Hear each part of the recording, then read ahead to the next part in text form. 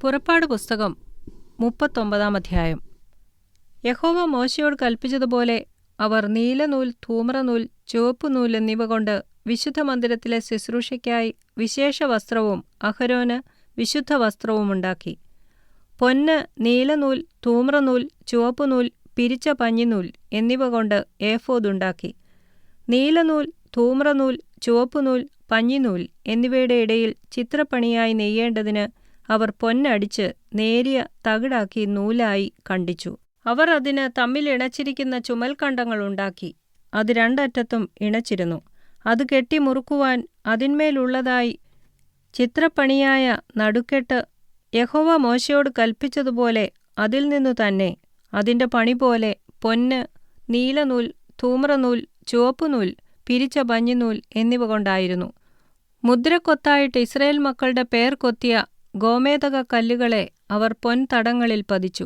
യഹോവ മോശെയോട് കൽപ്പിച്ചതുപോലെ അവൻ ഇസ്രായേൽ മക്കൾക്കു വേണ്ടി ഏഫോദിന്റെ ചുമൽക്കണ്ടങ്ങളിന്മേൽ ഓർമ്മക്കല്ലുകൾ വച്ചു. അവൻ ഏഫോദിന്റെ പണി പോലെ ചിത്രപ്പണിയായിട്ട് പൊന്ന്, നീലനൂൽ, ധൂമ്രനൂൽ, ചുവപ്പുനൂൽ, പിരിച്ച പഞ്ഞിനൂൽ എന്നിവ കൊണ്ട് പതക്കവും ഉണ്ടാക്കി. അത് സമചതുരമായിരുന്നു. പതക്കം ഇരട്ടയായി ഉണ്ടാക്കി. അത് 1 ചാൺ നീളവും 1 ചാൺ വീതിയും ഉള്ളതായി ഇരട്ടയായിരുന്നു. അവർ അതിൽ 4 നിര രത്നം പതിച്ചു. താമ്രമണി, പീതരത്നം, മരതകം ഇത് 1-ാമത്തെ നിര. 2-ാമത്തെ നിര മാണിക്യം, നീലക്കല്ല്, വജ്രം. 3-ാമത്തെ നിര പത്മരാഗം, വൈഢൂര്യം, സുഗന്ധിക്കല്ല്. 4-ാമത്തെ നിര ഗോമേദകം, പുഷ്പരാഗം, സൂര്യകാന്തം. അവ അതതു തടത്തിൽ പൊന്നിൽ പതിച്ചിരുന്നു. ഈ കല്ലുകൾ ഇസ്രായേൽ മക്കളുടെ പേരുകളോടുകൂടെ അവരുടെ പേർ പോലെ 12 12 ഗോത്രങ്ങളിൽ ഓരോന്നിന്റെ പേർ അവയിൽ മുദ്രക്കൊത്തായി കൊത്തിയിരുന്നു. പതക്കത്തിന് ചരടുപോലെ മുറിച്ച് കുത്തുപണിയായി തങ്കം കൊണ്ട് സരപ്പളിയുമുണ്ടാക്കി. പൊന്നുകൊണ്ട് 2 വളയവും 2 കണ്ണിയും ഉണ്ടാക്കി. വളയം 2ഉം പതക്കത്തിന്റെ 2 അറ്റത്തും വെച്ചു. പൊന്നുകൊണ്ടുള്ള 2 സരപ്പളി അവർ പതക്കത്തിന്റെ അറ്റത്ത് 2 വളയത്തിലും കൊളുത്തി. 2 സരപ്പളിയുടെയും അറ്റം 2ഉം അവർ കണ്ണി 2ലും കൊളുത്തി. ഏഫോദിന്റെ ചുമൽക്കണ്ടങ്ങളിന്മേൽ മുൻഭാഗത്ത് വെച്ചു. അവർ പൊന്നുകൊണ്ട് വേറെ 2 കണ്ണി ഉണ്ടാക്കി. പതക്കത്തിന്റെ മറ്റേ 2 അറ്റത്തും ഏഫോദിന്റെ കീഴറ്റത്തിന് നേരെ അകത്തെ വിളുമ്പിൽ വെച്ചു. അവർ വേറെ 2 പൊൻകണ്ണി ഉണ്ടാക്കി. ഏഫോദിന്റെ മുൻഭാഗത്ത് 2 ചുമൽക്കണ്ടങ്ങളിൽ താഴെ അതിന്റെ ഇണപ്പിനരികെ ഏഫോദിന്റെ നടുക്കെട്ടിനു മേലായി വെച്ചു. പതക്കം ഏഫോദിന്റെ നടുക്കെട്ടിനു മേലായി ഇരിക്കേണ്ടതിനും അത് ഏഫോദിൽ ആടാതിരിക്കേണ്ടതിനും ദൈവം മോശെയോട് കൽപ്പിച്ചതുപോലെ അവർ അത് കണ്ണികളാൽ ഏഫോദിന്റെ കണ്ണികളോട് നീല നാടകൊണ്ട് കെട്ടി.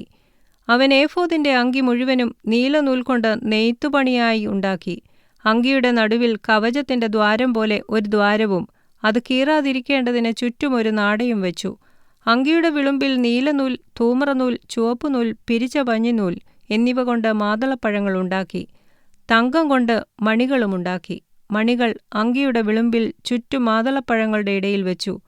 ശുശ്രൂഷയ്ക്കുള്ള അങ്കിയുടെ വിളുമ്പിൽ ചുറ്റും 1 മണിയും 1 മാതളപ്പഴവും 1 മണിയും 1 മാതളപ്പഴവും ഇങ്ങനെ യഹോവ മോശെയോട് കൽപ്പിച്ചതുപോലെ തന്നെ വെച്ചു. അഹരോനും പുത്രന്മാർക്കും പഞ്ഞിനൂൽ കൊണ്ട് നെയ്ത്തുപണിയായ അങ്കിയും പഞ്ഞിനൂൽ കൊണ്ട് മുടിയും പഞ്ഞിനൂൽ കൊണ്ട് അലങ്കാരമുള്ള തലപ്പാവും പിരിച്ച പഞ്ഞിനൂൽ കൊണ്ട് കാൽച്ചട്ടയും പിരിച്ച പഞ്ഞിനൂൽ, നീലനൂൽ, ധൂമ്രനൂൽ, ചുവപ്പുനൂൽ എന്നിവ കൊണ്ട് ചിത്രത്തയ്യൽ പണിയായ നടുക്കെട്ടും യഹോവ മോശെയോട് കൽപ്പിച്ചതുപോലെ തന്നെ ഉണ്ടാക്കി. അവർ തങ്കം കൊണ്ട് വിശുദ്ധ മുടിയുടെ നെറ്റിപ്പട്ടമുണ്ടാക്കി. അതിൽ യഹോവയ്ക്ക് വിശുദ്ധം എന്ന് മുദ്രക്കൊത്തായുള്ള ഒരു എഴുത്തുകൊത്തി. അത് മുടിമേൽ കെട്ടേണ്ടതിന് അതിൽ നീലനൂൽനാട കോർത്തു. യഹോവ മോശെയോട് കൽപ്പിച്ചതുപോലെ തന്നെ ഇങ്ങനെ സമാഗമന കൂടാരമെന്ന തിരുനിവാസത്തിന്റെ പണിയൊക്കെയും തീർന്നു. യഹോവ മോശെയോട് കൽപ്പിച്ചതുപോലെയൊക്കെയും ഇസ്രായേൽ മക്കൾ ചെയ്തു. അങ്ങനെ തന്നെ അവർ ചെയ്തു. അവർ തിരുനിവാസം മോശെയുടെ അടുക്കൽ കൊണ്ടുവന്നു. കൂടാരവും അതിന്റെ ഉപകരണങ്ങളൊക്കെയും കൊളുത്ത്, പലക, അന്താഴം, തൂൺ, ചുവട്, ചുവപ്പിച്ച ആട്ടുകൊറ്റന്തോൽ കൊണ്ടുള്ള പുറമൂടി, തഹശുതോൽ കൊണ്ടുള്ള പുറമൂടി, മറയുടെ തിരശ്ശീല, സാക്ഷ്യപെട്ടകം, അതിന്റെ തണ്ട്, കൃപാസനം, മേശ, അതിന്റെ ഉപകരണങ്ങളൊക്കെയും, കാഴ്ചയപ്പം, തങ്കം കൊണ്ടുള്ള നിലവിളക്ക്, കത്തിച്ചു വെപ്പാനുള്ള ദീപങ്ങൾ, അതിൻ്റെ ഉപകരണങ്ങളൊക്കെയും, വെളിച്ചത്തിന് എണ്ണ, പൊന്നുകൊണ്ടുള്ള ധൂപപീഠം, അഭിഷേകതൈലം, സുഗന്ധധൂപവർഗം, കൂടാരവാതിലിനുള്ള മറശ്ശീല, താമ്രം കൊണ്ടുള്ള യാഗപീഠം, അതിൻ്റെ താമ്രജാലം, തണ്ട്, അതിൻ്റെ ഉപകരണങ്ങളൊക്കെയും, തൊട്ടി, അതിൻ്റെ കാൽ, പ്രാകാരത്തിൻ്റെ മറശ്ശീല, തൂൺ, അതിൻ്റെ ചുവട്, പ്രാകാരവാതിലിൻ്റെ മറശ്ശീല, അതിൻ്റെ കയറ്, കുറ്റി, സമാഗമന കൂടാരമെന്ന തിരുനിവാസത്തിലെ ശുശ്രൂഷയ്ക്കുള്ള ഉപകരണങ്ങളൊക്കെയും, വിശുദ്ധ മന്ദിരത്തിലെ ശുശ്രൂഷയ്ക്കായി വിശേഷവസ്ത്രം, പുരോഹിത ശുശ്രൂഷയ്ക്കുള്ള അഹരോന്റെ വിശുദ്ധവസ്ത്രം, അവൻ്റെ പുത്രന്മാരുടെ വസ്ത്രം, ഇങ്ങനെ യഹോവ മോശയോട് കൽപ്പിച്ചതുപോലെയൊക്കെയും ഇസ്രായേൽ മക്കൾ എല്ലാ പണിയും തീർത്തു. മോശ പണിയൊക്കെയും നോക്കി, യഹോവ കൽപ്പിച്ചതുപോലെ തന്നെ അവർ അത് ചെയ്തു തീർത്തിരുന്നു എന്നു കണ്ട് മോശ അവരെ അനുഗ്രഹിച്ചു.